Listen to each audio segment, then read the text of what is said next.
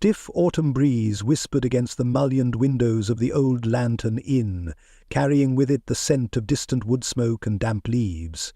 Inside, the warm glow of gas lamps illuminated a snug common room, where 5 figures sat in languid comfort around a polished oak table. Each Friday evening these regulars gathered in amiable discourse, debating the latest gossip or puzzling over local curiosities, though this night would prove anything but ordinary. Agatha Marple, the quiet but sharp-eyed nucleus of the little group, lifted a slender teacup to her lips. She was not tall, nor particularly imposing, but there was a certain composure about her that commanded attention. She wore a simple tweed jacket and skirt, soft grey in hue, and the merest hint of a smile tugged at her gently lined face. In the shadows, the other members of the Friday night club also sipped their tea, or pecked daintily at the final crumbs of Margaret Carter's renowned scones. The atmosphere, intimate and perhaps faintly conspiratorial, was precisely why this corner of Dunsford society had bonded here each week in the first place. The old Lantern Inn itself exuded an air of enduring opulence, made cosy by the years. Once the hunting lodge of a minor noble family, its high-beamed ceilings still boasted graceful carvings of mythical beasts, though the corners had grown dark with the patina of time. Sturdy oak panels gleamed in the lamplight, and thick, richly coloured drapes hung across tall windows that now rattled softly against the chill wind. The effect was at once grand and claustrophobic, a relic of a more lavish era now pressed into service as the village inn. Agatha observed everything through discerning, half-glowed eyes, the shifting logs in the fireplace, the faint ring of silver spoons on delicate porcelain, the hush that had settled after Dr. Brooks, a genial physician with a tendency to elaborate, concluded his whimsical anecdote about a case of mistaken identity in the next county. It was in that hushed moment, like a breath held too long, that Margaret Carter, the proprietress, burst into the room. A collective intake of breath greeted Margaret's abrupt entrance.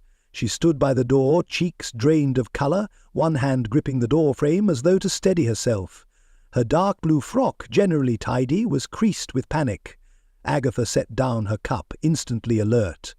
"My goodness, Margaret," she said in a gentle tone. "Whatever has happened?" Margaret looked around with wide, distressed eyes, taking a heartbeat to gather her voice.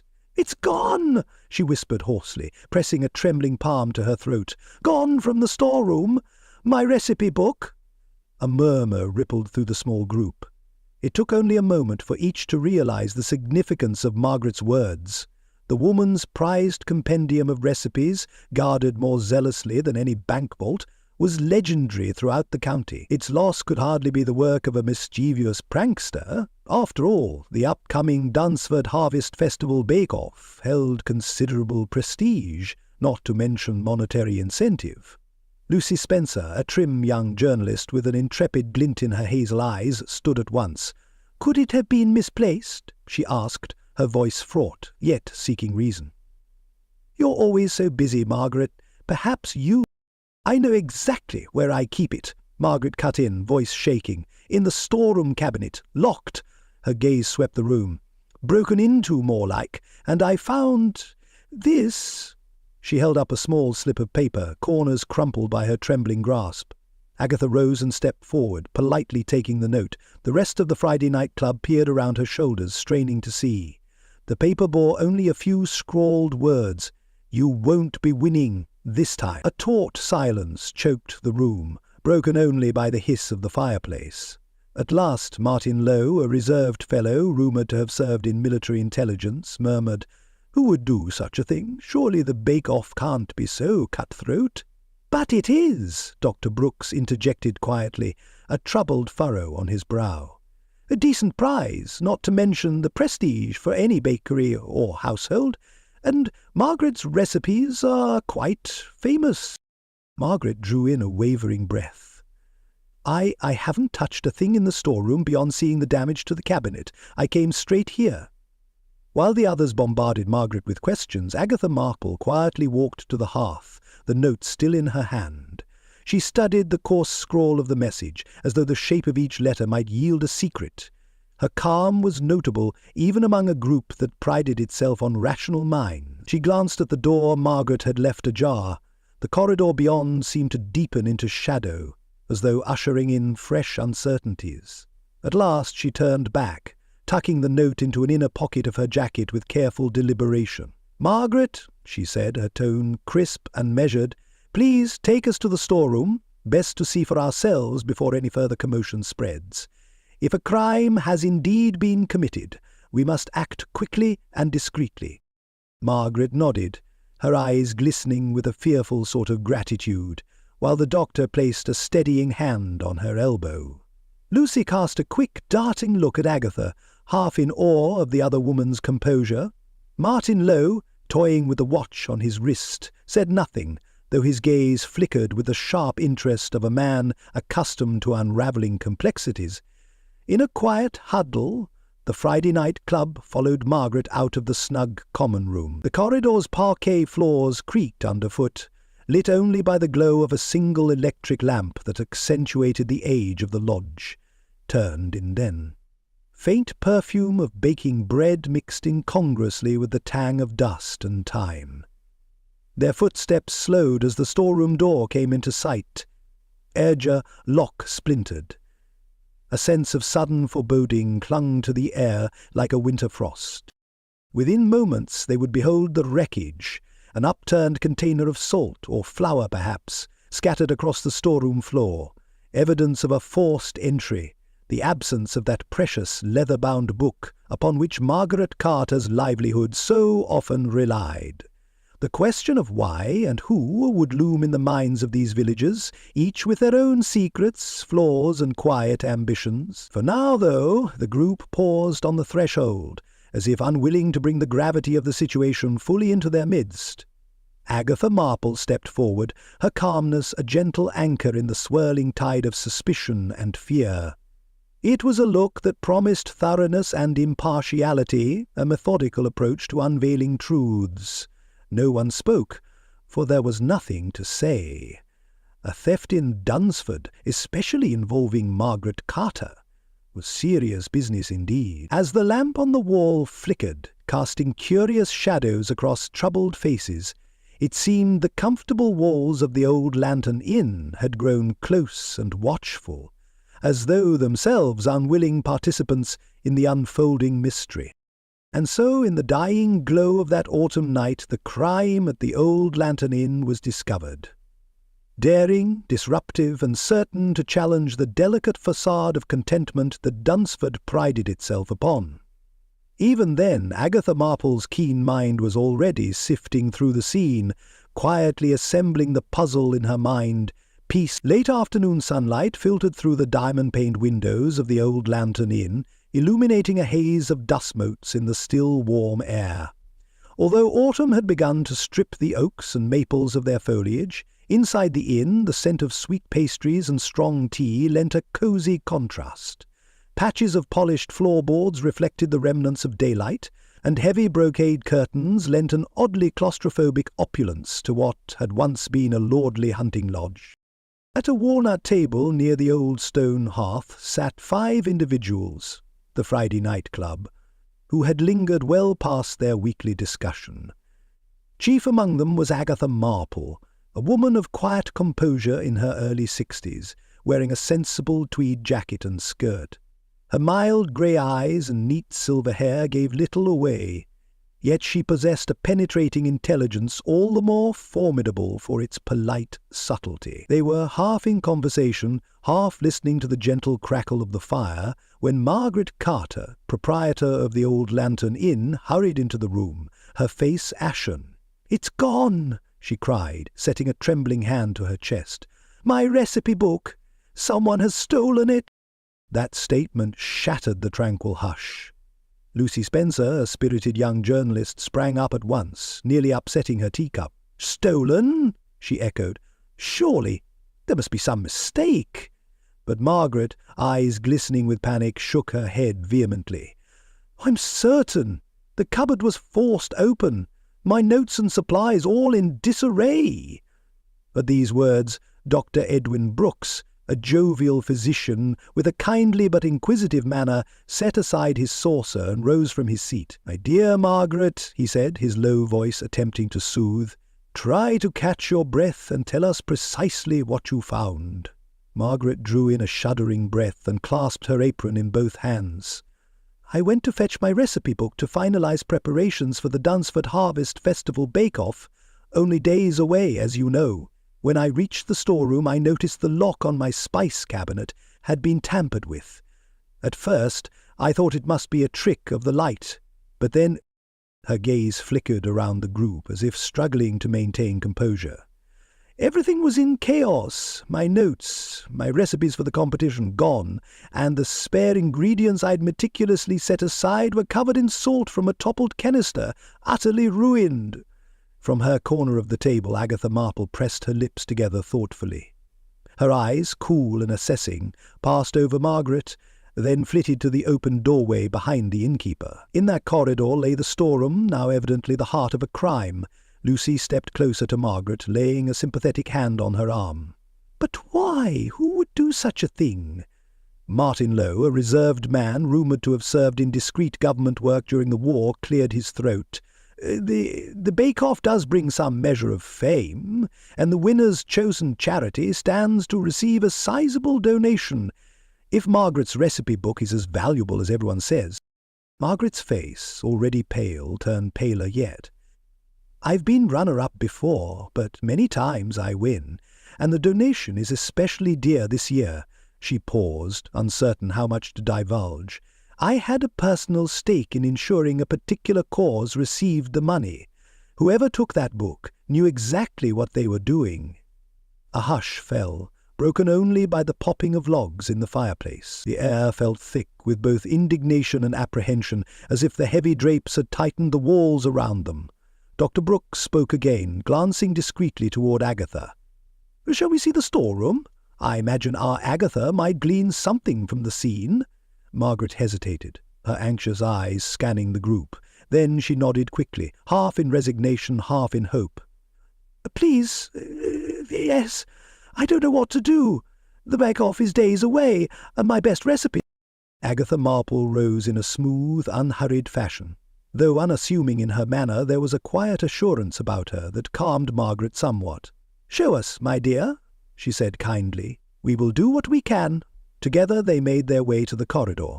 The transition from the inviting common room to the darker hall was stark. Gilded sconces, tarnished from decades of use, provided scant illumination, revealing cracks in the panelling like the lines of a careworn face. The storeroom door stood half open, the lock clearly splintered around the brass latch. Inside, the air smelled of spices and subtle despair. A shallow pool of spilled salt glittered under the wan light, a mocking sign of the sabotage. The shelves of jars, cardamom, cloves, cinnamon, looked jostled, as though rummaged in haste. Agatha noted, too, that the floor near the far wall bore footprints in the salt, each impression blurred and overlapping, pointing to more than one pass made through the chaos. "Such thorough vandalism," Lucy murmured, her voice subdued. "It looks deliberate. Someone wanted to destroy as much as they could." Margaret pressed her lips together, then took a faltering step forward. "They took my best brandy for the fruitcake and my brand-new canister of sugar. I only hope they didn't get my notes on the spicing ratios." Agatha Marple laid a gentle hand on Margaret's forearm. "Have courage, Margaret. The world might be full of unscrupulous folk, but they often leave a trail as distinctive as a perfume's signature." From behind them, Dr. Brooks let out a thoughtful hum. Martin Lowe, arms folded, stood near the door like a vigilant sentry. No one spoke for a moment, each lost in personal speculation. In the silence, Agatha lowered herself to inspect the broken lock. She gave a slight tilt of her head, as if to appraise every scratch and indentation. One might imagine her expression to be merely curious, but a faint flicker in her eyes suggested a deeper calculation, the start of invisible lines connecting a half-formed puzzle in her mind. At last Agatha rose, dusted her hands, and surveyed the grim evidence with measured calm. "It may appear a senseless theft," she observed in a tone laced with dry irony, "but in my experience such acts rarely prove random. I suspect someone wants more than a trophy for sabotage. We must find out who and precisely why." Margaret, looking as if she might crumple under the weight of her distress, managed a small nod. The shape of her despair filled the storeroom much as the spilled salt coated the floor. It was a scene of silent violation, of cunning opportunism. Outside, the sun dipped further beyond the horizon, casting a dusky glow through the high windows of the inn. Tucked away in this storeroom, the thick atmosphere of hidden motives pressed in upon them. Without warning, a gust of wind rattled the nearby shutters, and everyone present felt the faintest tremor of unease, as though the old building itself sensed the onset of a dark unravelling. Margaret pressed a trembling hand to her temple. "What am I to do?" she whispered, and Agatha Marple, aware that the shadows of greed, jealousy, and fear had quietly fallen over Dunsford, offered the only reassurance she could. "We shall discover the truth, Margaret," she said gently. "One must simply know where and how to look." A hush spread through the storeroom in the aftermath of Margaret's discovery, as though the very walls of the old Lantern Inn conspired to hold their breath. The spill of salt glinted in the lamplight, defying anyone to dismiss the sabotage as trivial. Outside, a lingering dusk gave way to early evening, and the wind sent a forlorn creak along the eaves. It was only when Dr. Edwin Brooks knelt down, his keen gaze sweeping the floorboards, that he spotted the small scrap of parchment, half tucked behind an overturned tin of cinnamon. With care, he lifted it as though it might crumble in his hand. "Margaret," he murmured, his voice betraying both curiosity and concern, "look here." Agatha Marple, standing at the threshold with Lucy Spencer and Martin Lowe, drew nearer. A single line of crudely scrawled text ran across the parchment. "I'll make sure you don't win." A shallow intake of breath passed from Lucy to Margaret. The younger woman's hazel eyes flashed with alarm. "So it isn't merely the recipe book," Lucy said in a tight whisper. "Someone wants to thwart Margaret's chances at the bake-off entirely."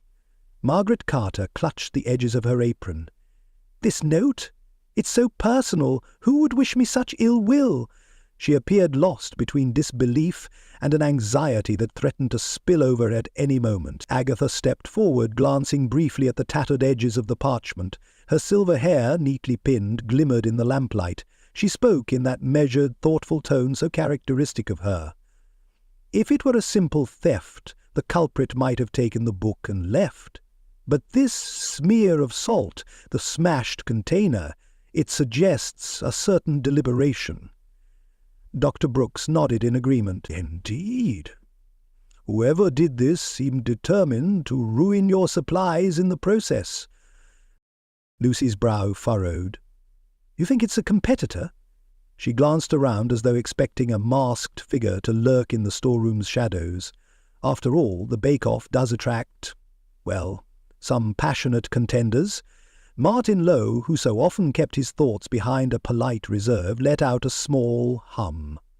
Passion, jealousy, those are potent forces, especially when prestige and money enter the equation. His words lingered in the cold air, a subtle echo of how the war had taught him to anticipate foul play in even the calmest of places. Margaret, struggling to maintain composure, raised her chin. "I've been baking for that festival for years. Never an incident like this. Nobody's resented me enough to sabotage my livelihood." Her voice faltered. Agatha placed a reassuring hand on Margaret's arm. "Fear and ambition can twist the most ordinary people," she said quietly. Then a wry hint of dryness touched her tone. "Besides, Dunsford is hardly the sleepy hamlet it appears, particularly when the stakes grow high." A muted silence followed, as if each member of the Friday night club momentarily questioned their own innocence, or recollected someone else's small grudges. The wooden walls, once proud vestiges of a noble hunting estate, seemed to loom closer, as though they yearned to whisper secrets of past intrigues. At length, Dr. Brooks cleared his throat. "What do you suggest we do now, Miss Marple?" Agatha's gaze flickered from the note to the spilled salt, and then to the broken lock on the storeroom cabinet. "I suggest we collect ourselves and proceed carefully. Let us set aside assumptions until we can examine every angle. Rushing to conclusions can be as damaging as a thief in the night." Margaret exhaled, steeling herself. She moved to the door, her footsteps leaving faint impressions in the salt behind her. "I'll see to clearing up this mess in the meantime," she said, mustering a bravado that did not quite reach her eyes. As they exited the storeroom, the note still clutched in Agatha's gloved hand, a late autumn chill wound its way down the corridor, slipping through the inn's aging timbers.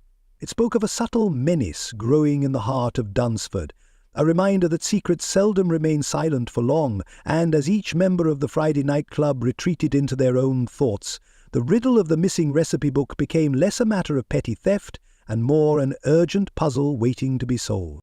Outside, the last hint of twilight succumbed to moonlit shadows, laying a ghostly sheen across the village green. Within the once grand confines of the old Lantern Inn, Agatha Marple cast a contemplative glance at the cryptic note. There was far more to this than mere sabotage, and she knew. Beneath the veneer of civility and the gentle hum of teapots, motives far deeper and darker were beginning to stir. By early morning, a pallid sun struggled to pierce the autumn fog enveloping the village of Dunsford. Narrow cobblestone lanes lay half-submerged in a pearly mist that clung to stone walls and the eaves of half-timbered cottages. Only the steeple of the centuries-old church rose above the swirling haze, a silent sentinel watching over the villagers below. Within the old Lantern Inn, a lodge once owned by a minor baronet, lamplight still glowed behind leaded windows, revealing the silhouettes of early risers preparing for the day. Nestled in the inn's snug parlour sat the nucleus of Dunsford's most unlikely investigative cohort, the Friday Night Club. They had gathered here not for idle chit-chat, although that too was inevitable, but to exchange what new insights they might glean regarding the theft of Margaret Carter's prized recipe book. Truth be told, few in the village suspected the quiet assembly of neighbours to be capable detectives, but beneath their mild exteriors lay keen minds, unafraid of challenging questions. Agatha Marple. Presiding over a tray of teacups and scones was Agatha Marple, the gentle force around which the Friday Night Club revolved. Once a librarian, accustomed to cataloguing countless volumes with meticulous diligence, she had an uncanny knack for perceiving patterns where others saw only coincidences. She was a woman in her early 60s, silver hair pinned neatly above clear grey eyes.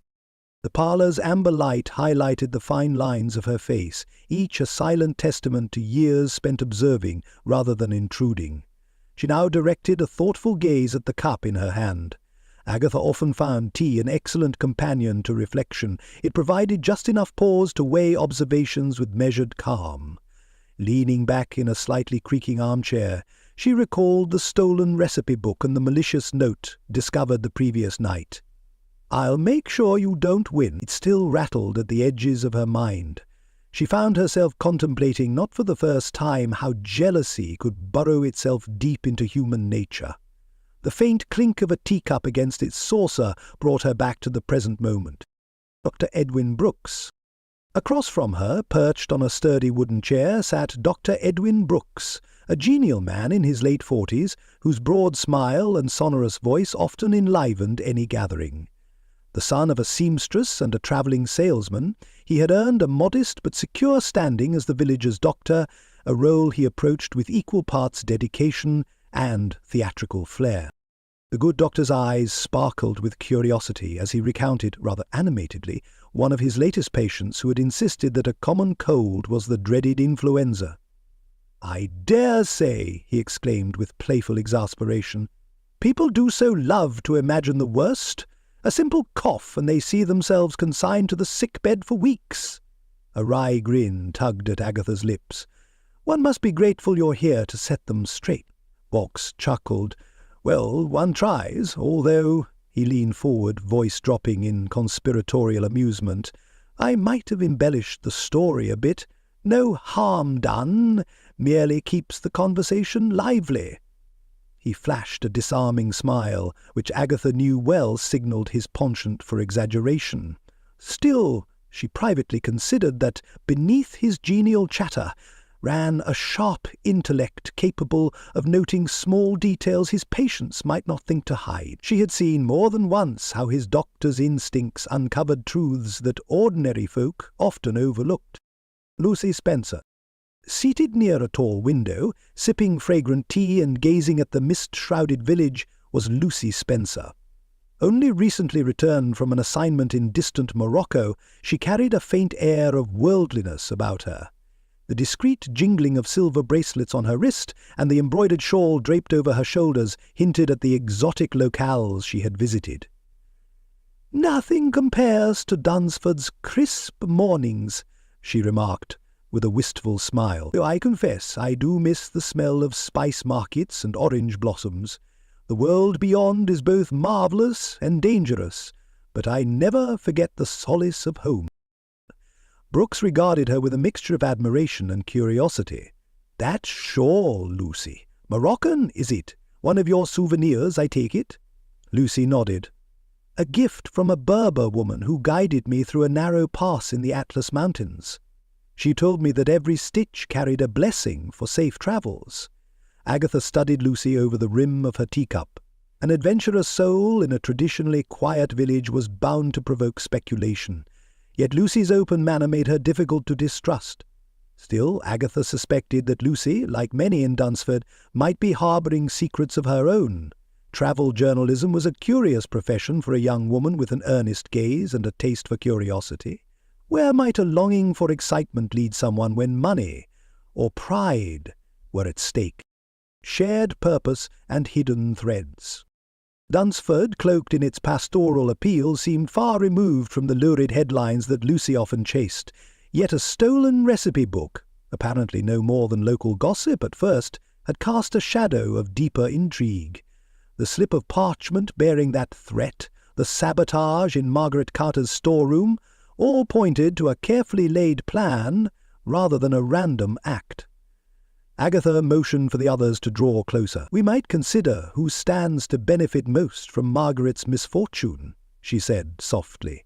Her unassuming voice nonetheless commanded rapt attention. "The bake-off is approaching, and with it comes both prestige and financial gain, at least in philanthropic terms. Our culprit could be someone local, or perhaps an outsider with reason to undermine Margaret's success." Lucy frowned, glancing at the swirl of fog beyond the window. "Surely you don't think a traveller from another county would come to Dunsford solely to sabotage her? That seems a stretch." Dr. Brooks rubbed his chin thoughtfully. "A fair point, my dear Lucy, though we can't discount the possibility of a hired saboteur, or someone with a grudge. You know how these events attract all sorts of attention. Some folks might do anything to secure a win, especially if they've lost before." Agatha allowed a moment's pause. She sometimes found that silence, when gently offered, invited the most revealing responses. "There's another angle," she murmured, setting her teacup down with a faint clink. "What if the charity itself, the one set to receive the donation, becomes entangled in this? Could someone have a vested interest in redirecting that contribution elsewhere?" At the mention of charitable causes, Dr. Brooks's kindly brow furrowed. He was widely known to champion a small clinic in the neighbouring town that struggled to stay afloat.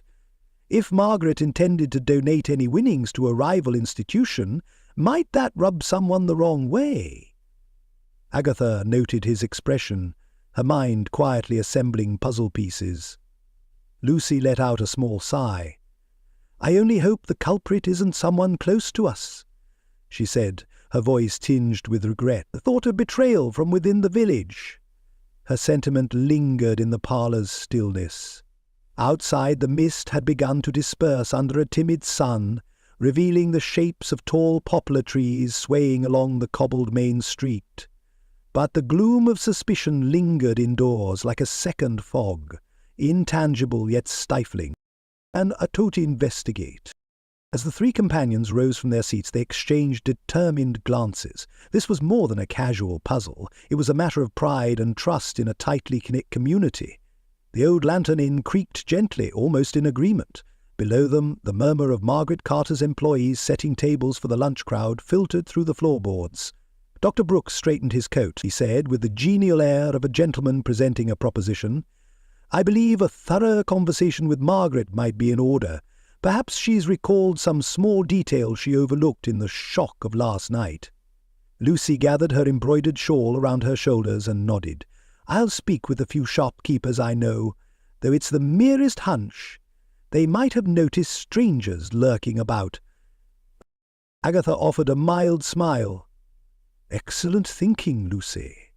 And do remember, apparently trivial observations often prove the most revealing." Her grey eyes glinted with an almost imperceptible wryness, a spark of dry wit that surfaced whenever a fresh puzzle piqued her interest.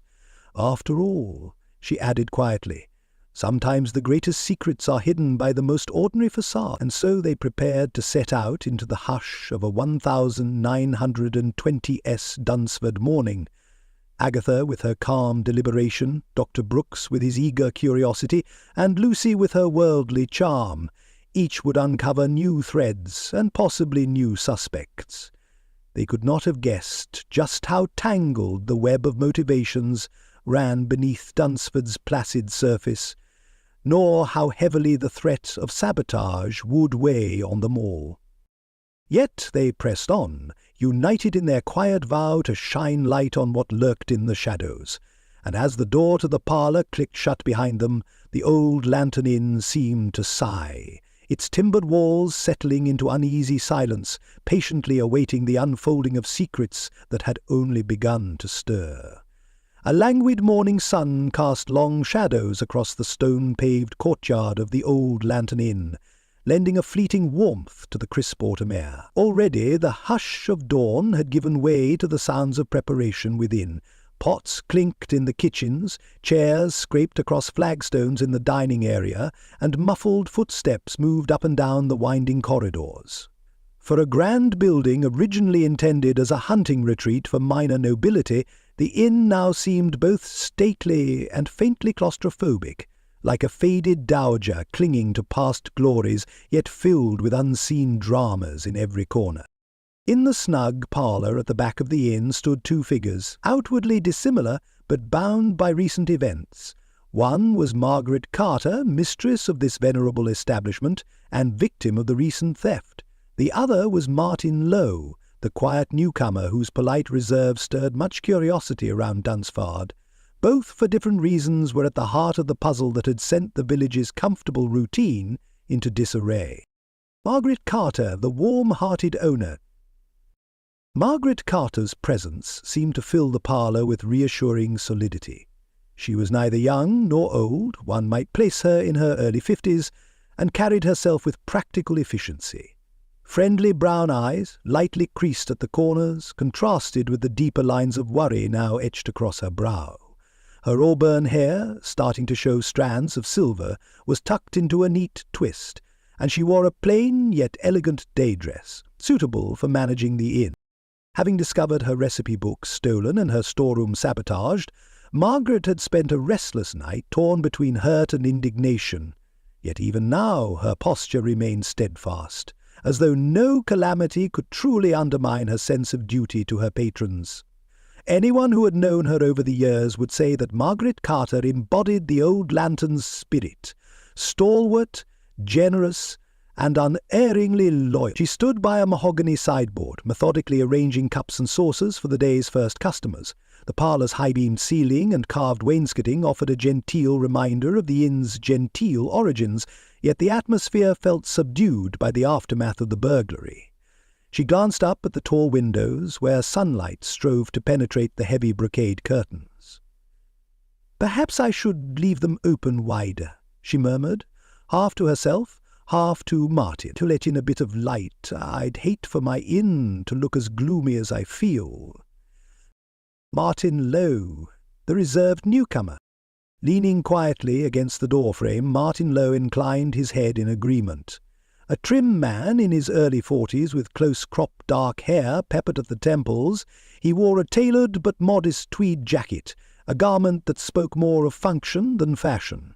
Rumour had it he had served in military intelligence during the Great War, though no one could confirm the details.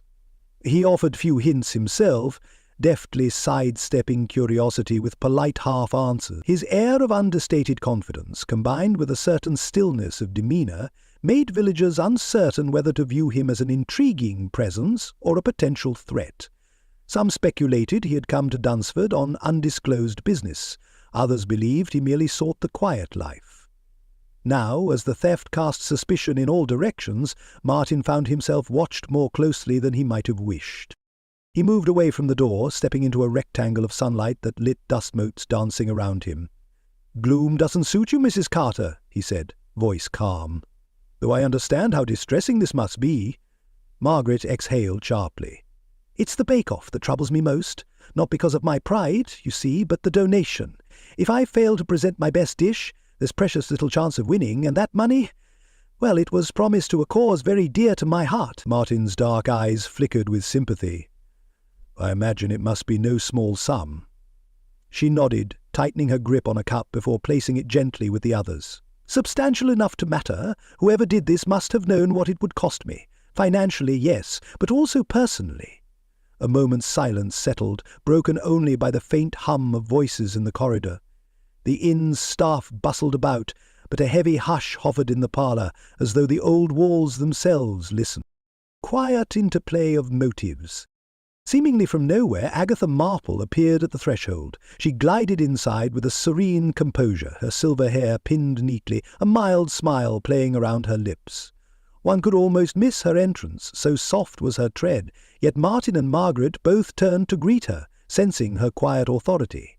"Agatha," Margaret said, relief quickening her tone, "I was just, well, feeling terribly out of sorts."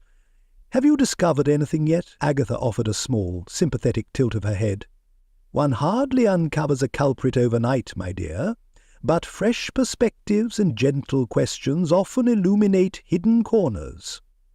I thought I might see how you're faring." Martin folded his arms, unconsciously adopting the stance of a man accustomed to observation. "They say you have quite a knack for these affairs, Miss Marple," he said in a polite, measured voice. "Any immediate suspicions?" Agatha regarded him with kind but penetrating eyes. "I prefer not to trade in suspicions, Mr. Lowe. Facts, on the other hand, can be surprisingly resilient when confronted with patience." A faint curve touched his mouth, though his posture remained guarded. "An excellent approach." Margaret set down the final cup with a decisive click. "Well, if you ask me, it's likely one of my rivals for the bake-off. Anne Hathaway is a possibility. She's forever lamenting my unfair advantage. And that travelling pastry chef from up north looked rather envious of my recipes last year."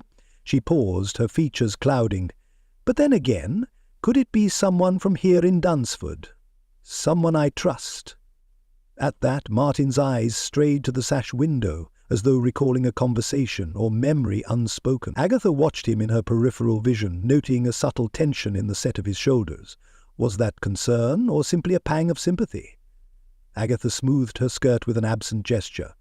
"There might be a dozen plausible motives," she said calmly, arranging from jealousy to pure spite. "We should keep open minds. I suspect there's far more to unravel than we see now. Seeds of misdirection." Margaret sighed. "I just want my recipes back, or at least the chance to recreate them properly before the festival.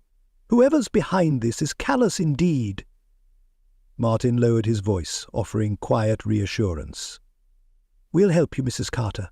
I'm sure the rest of the Friday Night Club feels the same. This community stands by its own." Agatha noted his phrasing. "This community." A subtle distinction from our or my, perhaps underscoring his status as an outsider, but she simply smiled, letting the silence expand, before steering the conversation to the details of Margaret's routine on the night of the theft.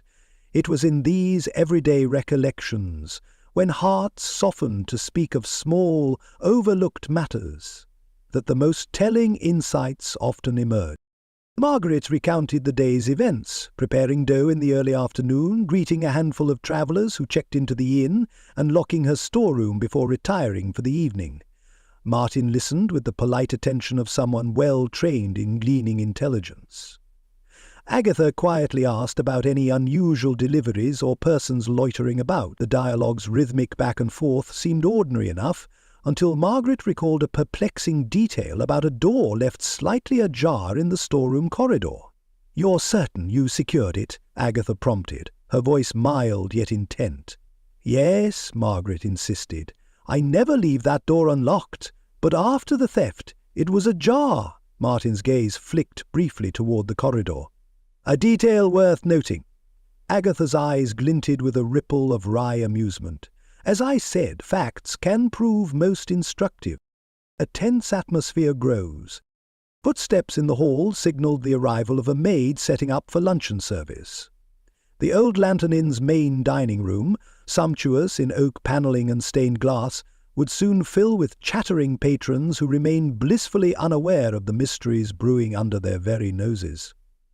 Yet the sense of unease hung in the parlour, accentuated by the muffled clang of pots from the kitchens below. Margaret, fighting the weight of worry, mustered a resolute air. "I'll manage," she declared, rallying her warm, no-nonsense temperament. "It isn't in my nature to fret too long. The bake-off is only days away. I must adjust my plans if I'm to have any chance at competing." Agatha inclined her head, affording Margaret a gentle smile. "And we will do our part to see you through, rest assured." Martin gave a concise nod. "Count on it, Mrs. Carter." A quiet hush returned as Margaret excused herself to meet with her staff. Agatha and Martin lingered in the parlour's hush, their reflections caught in a large gilt-framed mirror that had once belonged to a noble family. Outside, the sun's tentative glow illuminated the inn's courtyard, and somewhere a rooster crowed late in greeting the day. Agatha broke the silence with a soft observation. "You're quite determined to help Margaret, Mr. Lowe. I find that admirable." He held her gaze, neither flinching nor rushing to fill the silence. "Everyone deserves a fair chance, Miss Marple," he said at length. "Especially in a village so fond of tradition." She allowed a small, enigmatic smile, the kind that conveyed understanding without revealing her thoughts. "Indeed." And so the stage was set. Two watchers, each skilled in reading the unspoken, now drawn deeper into the tapestry of ambition, resentment, and hidden alliances that stretched across Dunsford. The Old Lantern Inn, once a place of restful hospitality, had become a crucible for revealing the darker impulses that simmer under the surface of quiet village life. In the spreading daylight, the parlour's shadows receded. Yet the questions remained. Who had dared cross Margaret Carter? And why risk sabotage that harmed both her and her beloved charity cause? What secrets lay in Martin Lowe's past? And why had he chosen to settle here, now, of all times? Above all, how would these seemingly innocent threads weave together into a pattern of motives that could only be unravelled by a keen eye and a patient heart? Agatha Marple intended to find out. A languid haze of midday sun settled over the village of Dunsford, softening the gabled rooftops into gentle outlines. The previous evening's apprehension, triggered by the theft of Margaret Carter's recipe book, lingered in the air like a faint bitter perfume. People spoke in hushed tones, eyes drifting toward the Old Lantern Inn, as though it had become the stage for a curious drama. Inside the inn's snug sitting-room, Agatha Marple took her customary seat, the warm glow of the fireplace accentuating the light silver of her neatly pinned hair. Opposite her, Lucy Spencer reclined on a worn velvet settee, a faint flush colouring her cheeks. She toyed with a small, leather-bound notebook, an artifact of her far-flung travels, and the subtle tension in her posture suggested she had a pressing story to tell. Otwin Brooks, spirited as ever, soon joined them with the buoyant energy of a man accustomed to brightening convalescent rooms. "Don't mind if I indulge in a cup, do you?" he asked, eyeing the teapot. He poured a measure and settled beside Agatha, who gave a gracious nod in reply. They were expecting Martin Lowe shortly. Ever discreet, the man had offered to check on any suspicious comings and goings at the livery stable. Yet conversation soon gravitated to Margaret Carter, the inn's proprietor. Lucy's hazel eyes sparkled with uneasy curiosity. "Margaret's victories at the bake-off, winning thrice in a row? Isn't that somewhat unprecedented for a village competition?" Dr. Brooks chuckled, a low, affable sound. "She's skilled, no question about that, and she knows exactly how to charm the judges. It hasn't endeared her to the other contestants, mind you. Some have lost to her more than once." Agatha, stirring her tea, offered a gentle observation. "If envy or wounded pride are at play, the sabotage might have been a convenient way to unseat her from her pedestal. Greed and jealousy often wear the most ordinary faces." Before Lucy could reply, Martin Lowe entered, moving with quiet precision. A draught of cool air followed him, as though he carried the crisp autumn day indoors in his tweed coat. His nod was polite, yet a flicker in his dark eyes suggested he had picked up more rumours than he cared to share outright. "You were speaking of Margaret's rivals, yes?" Martin said by way of greeting. He hung his coat on the hat-stand. "I've heard talk of Anne Hathaway complaining that Margaret's pies always seem to coincidentally match the judges' tastes. And there's that travelling pastry chef from Farnley, Mr. Tyndale, I believe, who once declared Margaret's victory a triumph of local bias." Lucy's gaze flitted between them. "Which makes either of them potential suspects, wouldn't you say?" Dr. Brooks shrugged lightly. "The question is whether sour grapes alone suffice to commit theft and sabotage." He sipped his tea, voice turning thoughtful. "And remember, anyone with a reason to direct this year's charitable donation elsewhere might feel compelled to scupper Margaret's chances." A moment's hush ensued, briefly broken by footsteps in the corridor. Then Lucy cleared her throat, clasping her notebook. This might sound unusual, but during my last trip abroad, I stumbled on something personal about someone here in Dunsford." She hesitated, as though weighing how much to disclose. "I can't quite say who yet," she continued, "but it made me realize not everyone is as they seem." She cast a brief glance at Martin, who stiffened almost imperceptibly. Agatha, observing the minute shift in his posture, took note with silent precision. Dr. Brooks, ever inquisitive, leaned forward. "Dare we ask for any hint at all?" Lucy offered a coy smile. "Let's just say a villager's name came up in a most unexpected place. I'm not certain yet whether it's relevant to Margaret's recipe book being stolen, but, it caught me off guard." Martin looked as though he might interject, but instead he pressed his lips together. Agatha's gaze flicked between them, perceiving a subtle current of tension.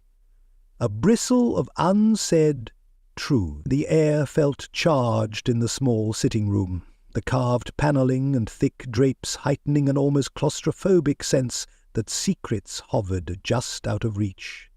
Agatha then spoke with a mild humour that masked her sharper insights. "Lucy, my dear, you do have a flair for dramatic timing. One hopes this local person won't mind your discovery, should it surface at the wrong moment." Lucy's cheeks darkened a shade. Martin busied himself adjusting a cufflink. Silence stretched. For a moment the only sounds were the distant clink of dishes from the kitchen and the faint rustle of the wind beyond the window. Dr. Brooks finally broke the hush with a genial chuckle. "Enough cloak and dagger for the morning, I say. How about a practical approach? I'll see if any of my patients have noticed odd behaviour among neighbours or travelling salesmen. Folks tend to confide in their doctor." Martin nodded, recovering his composure. "And I can make discreet inquiries too," he offered, his tone even. "This might simply be a disgruntled competitor, but if Lucy's discovery links back to our saboteur, well, the bake-off may not be the only motive at play." Agatha sat back, a thoughtful expression on her face. She lifted her teacup, its porcelain rim catching a shaft of sunlight in an almost mocking gleam.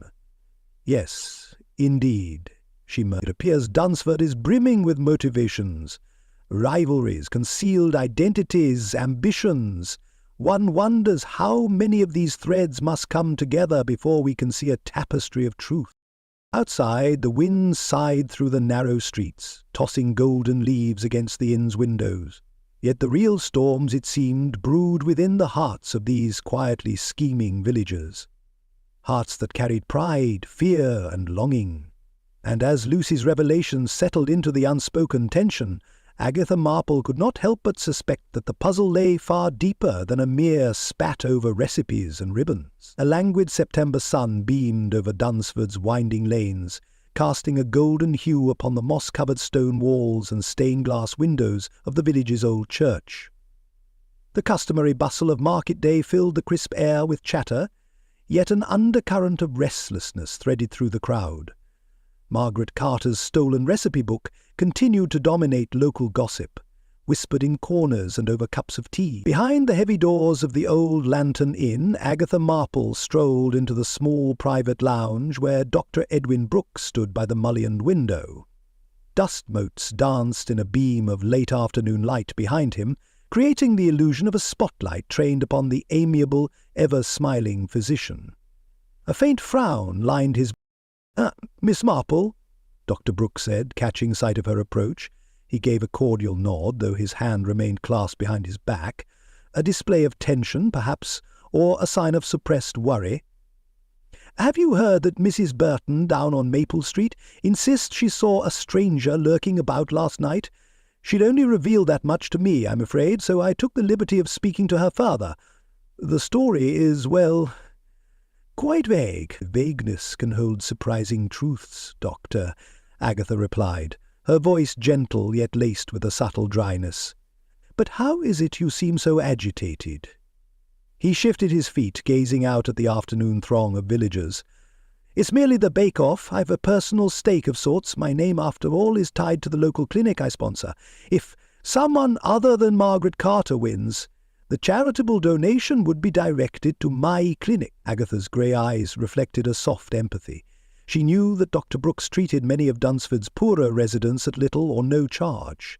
Still, such altruism could blend uneasily with ambition if one's own cause stood to benefit from an unexpected upset. Their conversation was interrupted by Lucy Spencer, stepping into the lounge with that brisk confidence that marked her a woman of the world, albeit newly home from her travels. "Doctor, Miss Marple," Lucy greeted, halting when she caught Dr. Brooks's uncharacteristic air of disquiet. "Am I intruding?" "No, dear Lucy," Dr. Brooks replied, with the practised geniality of a man pushing aside his anxieties. "We're merely discussing the bake-off. Seems the stakes have never been higher." Lucy lowered herself onto a chaise, dropping her satchel of notes at her feet. Indeed, with Margaret's recipes missing, even the most ordinary participants might fancy their chances, and if Margaret's entry is sabotaged, well, Her observation trailed off into the hush of the lounge. Thick tapestries on the walls lent a claustrophobic sense of enclosure, recalling the old Lantern's past as a hunting retreat. One almost expected to glimpse the ghost of some minor aristocrat prowling the corridors. Agatha placed a thoughtful hand against her chin. "The trouble with a large donation is that it makes victory tempting for all. Ambition in these matters can overshadow neighbourly spirit." Her kindly gaze drifted to Dr. Brooks, though her tone remained measured. "You did say you stand to benefit if Margaret doesn't win." He let out a soft sigh. "I'd be lying if I said it didn't matter to me, but sabotage, theft, I would never condone such things." A fleeting hardness crept into his voice before it receded. "It is my hope that the rightful victor, whomever that may be, earns success honestly." Lucy's hazel eyes gleamed with curiosity. "Yet you've also pointed out how trifles can become momentous in a tiny village where resources are scarce and reputations matter." "Precisely," Agatha agreed quietly. "In my experience, the difference between a trifling squabble and a full-blown crime can be alarmingly slight." For a moment the three of them lapsed into silence. The faint echo of laughter in the inn's common room seeped through the thick wooden door, a reminder of the unsuspecting patrons dining just a few paces away. Outside, the village bustled, farmers hauling crates of produce, schoolchildren racing about, a pair of merchants hawking ribbons and lace. Yet here, In the hush of the lounge, the looming question of motive pressed in as tangibly as the tapestries on the walls. At length Lucy shifted, glancing sidelong at Dr. Brooks. "You mentioned a rumour about a stranger in town. Do you think it might be connected?" He shrugged, worry tugging at the corners of his mouth. "Mrs. Burton is prone to exaggeration, but yes, she swears she saw a man in a dark coat skulking near the inn's back entrance. Truthfully, it may be nothing." Agatha's gentle voice is a perfect recipe for regret. She cast a discerning eye about the room, absorbing the interplay of fear, ambition, and determination in Dr. Brooks's posture. In some corners of the village, the bake-off donation had quietly become a heated focus, with more than one hopeful competitor dreaming of victory, and the means by which that victory might be secured. Eventually they drifted into the corridor, parting ways with polite smiles and polite words, though deeper questions lingered. In the hush of her own thoughts, Agatha considered how easily good intentions could be tainted by desperation, how swiftly pride could sour into resentment. The corridors of the old Lantern Inn, with their echo of aristocratic grandeur, felt closing in around her, as though they too recognized the mounting tension brewing within Dunsford. And outside the sun dipped subtly towards the horizon, golden fields shading into dusky amber, with money, pride, and reputations on the line. Agatha saw the shape of a conflict unfolding, a recipe for discord that might yet bubble over in the most unexpected of ways.